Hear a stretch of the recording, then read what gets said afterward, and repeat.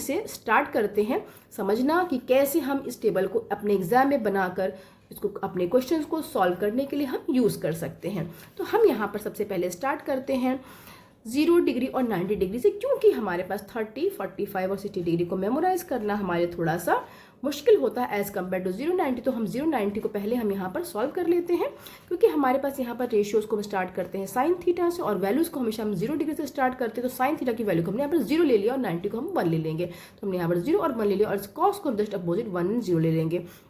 तो हम इन वैल्यूज़ को यहाँ पर फिल कर लेते हैं 0, 1 and 1, 0। अब हमारी जो प्रॉब्लम है इन दोनों से सॉल्व हो चुकी है 090 से। अब हम यहाँ पर इसको हम डिस्टर्ब नहीं करेंगे। अब हम आते हैं 30, 45 और 60 डिग्री में। अब हम क्या करेंगे, हमारे पास हाफ प्रॉब्लम सॉल्व हो चुकी है, हाफ प्रॉब्लम बची है हमारे पास। तो हम यहाँ पर क्या करेंगे, सब में हम हाफ फिल कर लेंगे, मतलब सब में हम क्या करेंगे 1/2 को फिल कर लेंगे। मैंने सब में यहाँ पर 1/2 को फिल कर लिया है। ठीक है, हमारा फिल हो गया ये। अब हमें क्या करना है, अब हमें इस 1/2 में इस डिनोमिनेटर को हमें कहीं भी किसी के भी डिनोमिनेटर को हमें डिस्टर्ब नहीं करना है, किसी भी डिनोमिनेटर को हमें यहाँ पे डिस्टर्ब नहीं करना है। अब हम क्या करेंगे, यहाँ पर हम देखते हैं कि ये फर्स्ट, सेकंड और ये थर्ड पोजीशन है। ये जो हमारा 45 डिग्री है, अगर हम इधर से स्टार्ट करें तो भी सेकंड पोजीशन पर आता है, अगर हम इधर से स्टार्ट करें तो भी ये सेकंड पोजीशन पर ही आता है। सेकंड पोजीशन का मतलब होता है पोजीशन नंबर 2। जब पोजीशन नंबर 2 है तो हम 2 को रूट कर देते हैं। हम यहाँ के सारे 2 को रूट कर देंगे, सेकंड पोजीशन के हम सारे 2 को हमने यहाँ पर रूट कर दिया। ठीक है, हो गया। अब हमने कहा जब पोजीशन की हम यहाँ बात कर रहे थे, पोजीशन नंबर 1, 2, 3 इस ऑर्डर में अगर हम आते हैं तो यहाँ पर क्या है, इंक्रीजिंग ऑर्डर में हम आते हैं। तो यहाँ पर पोजीशन नंबर 3 जो है वो हमारी ये है। तो यहाँ पर हम 3 पोजीशन पे 3 को रूट करेंगे, बट हमारे पास यहाँ पर 3 ही नहीं है तो हम रूट कहाँ करेंगे। तो हमने कहा पहले ही कि हमें डिनोमिनेटर को कहीं भी इसको कहीं भी डिस्टर्ब नहीं करना है। तो हमें क्या करना है, यहाँ पर न्यूमरेटर में हम एक √3 लगा देते हैं, लगा दिया। अब क्या है, हमने इस ऑर्डर में तो हमने पोजीशन नंबर 3 देख ली, बट हमने इस ऑर्डर में पोजीशन नंबर 3 हमने नहीं देखी। तो हमारे पास जो पोजीशन नंबर 3 है यहाँ पर भी हमें √3 लगाना होगा। तो हम यहाँ पर क्या करते हैं, इसको भी हमने √3 लगा दिया। Problem solve. अब हमारे पास ये सारी वैल्यूज हमें मिल गई। अब हमें कोई प्रॉब्लम है ही नहीं इसको कहीं वैल्यूज को फाइंड आउट करने में, हमारी प्रॉब्लम सॉल्व हो चुकी है। अब क्या करना है, अब हमें यहाँ पर 10 की वैल्यू फाइंड कर। 10 की वैल्यू को आप सभी जानते हैं कि यहाँ पर जो सिंपली है, यहाँ पर जो 10 की जो वैल्यू होती है वो क्या होती है, हमेशा साइन बाई कॉस होती है। ठीक है, sine theta by cos theta होती है 10 की जो वैल्यू होती है। ठीक है, तो अब हमारे पास यहाँ पर जब साइन बाई कॉस था, इसका मतलब न्यूमरेटर पार्ट ये होगा और डिनोमिनेटर पार्ट हमारा ये होगा। ये न्यूमरेटर होगा और ये डिनोमिनेटर हो गया। तो अगर हम यहाँ पर आते हैं, अगर यहाँ पर 10 पे, तो यहाँ पर 0 और यहाँ 1 होगा डिनोमिनेटर। तो 0/1 की वैल्यू क्या होती है, 0 ही होती है। तो हम यहाँ पर फिल कर लेते हैं 0। ठीक है, हमने यहाँ पर फिल कर लिया 0। अब हमारे पास यहाँ पे है 1/0। तो 1/0 की जो वैल्यू होती है वो क्या होती है, वो हमारी होती है नॉट डिफाइंड होती है। तो हमने यहाँ पर लिख लिया है इसको नॉट डिफाइंड। ठीक है, अब हम आते हैं नेक्स्ट। यहाँ पर हमारे पास इन सब में हमें सबके न्यूमरेटर पार्ट को ही सिर्फ लेना है, हमें डिनोमिनेटर को हमें यहाँ पर डिस्टर्ब, मैंने पहले ही कहते हैं हमें अब डिनोमिनेटर को हमें इसमें डिस्टर्ब कहीं भी नहीं करना है।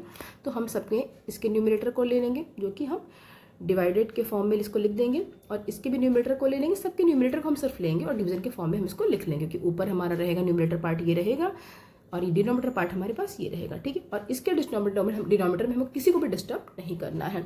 यहाँ पर इसका मतलब क्या, 1/√3 इसका न्यूमरेटर और इसका न्यूमरेटर हमने ले लिया। तो इसका मतलब हमारे पास जो वैल्यू है वो आती है 1/√3। ठीक है, अब हमारे पास यहाँ पर क्या, इसका भी न्यूमरेटर इसका भी न्यूमरेटर आता है 1/1 = 1। तो हमने यहाँ पर वैल्यू को फिल कर लिया 1। अब हमारे पास यहाँ पर क्या है, इसका न्यूमरेटर √3 और इसका न्यूमरेटर है 1। तो हम √3/1 = आता है √3। तो अब हम यहाँ पर फिल कर लेते हैं √3। अब हमारे पास यहाँ पर क्या आता है, कोसेक जो है वो हमारा आता है साइन का जस्ट अपोजिट आता है। तो 0/1 सॉरी 0 वहाँ पर अगर हमारे पास 1 है तो ये हो जाएगा हमारे पास 1/0। इसका मतलब हमारे पास जो वैल्यू होगी वो नॉट डिफाइंड होगी। तो हमने यहाँ पर इसको लिख लिया है नॉट डिफाइंड। अब यहाँ पर हमारे पास 1/1 की, ये 1/1 हो सकता है, तो 1/1 का अपोजिट 1 ही आएगा। तो हमारे पास यहाँ जो वैल्यू फाइल होगी वो 1 ही होगी। और यहाँ पर हमारे पास जो है 1/2 का जो अपोजिट होगा वो 2 होगा। तो हम यहाँ पर लिख लेंगे 2। यहाँ पर हमारे पास क्या है, 1/√2 का अपोजिट होगा √2 होगा। तो हम यहाँ पर फिल कर लेंगे √2। अब यहाँ पर हमारे पास √3/2 का अपोजिट होगा 2/√3। तो हम यहाँ फिल कर लेंगे 2/√3। हमने यहाँ फिल कर लिया 2/√3, ठीक है। अब हम यहाँ आते हैं, हमारे पास साइन का सेक कॉस का जो उल्टा होगा वो हमारे सेक होता है। तो अब हम यहाँ पर इसकी वैल्यूज़ को हम यहाँ पर लेते हैं, इनको हम अपोजिट यहाँ पर रखेंगे। तो यहाँ पर हमारे पास जो 1/1 है तो इसका अपोजिट जो होगा वो 1 ही होगा, तो हम यहाँ पर रख लेंगे, वैल्यू को 1 रख लेंगे। और यहाँ पर हमारे पास जो 0 है, 0 का अपोजिट हमारे पास यहाँ पर क्या होगा, 0/1 अगर हम इसको ले तो यहाँ पर हमारे पास क्या होगा, 0/1 का अपोजिट 1/0 का, जो कि हमारा होगा नॉट डिफाइंड। तो हम यहाँ पर लिख लेंगे नॉट डिफाइंड, ठीक है।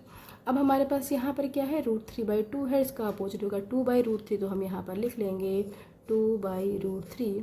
और अब हमारे पास यहाँ पर आएगा 1/2 का √2 का अपोजिट, तो आएगा √2, तो हम यहाँ पर लिख लेंगे √2 लिख लेंगे। और अब हमारे पास यहाँ पर आएगा 1/2 का अपोजिट, तो आएगा सिंपली 2, तो हम यहाँ पर सिर्फ 2 लिख लेंगे।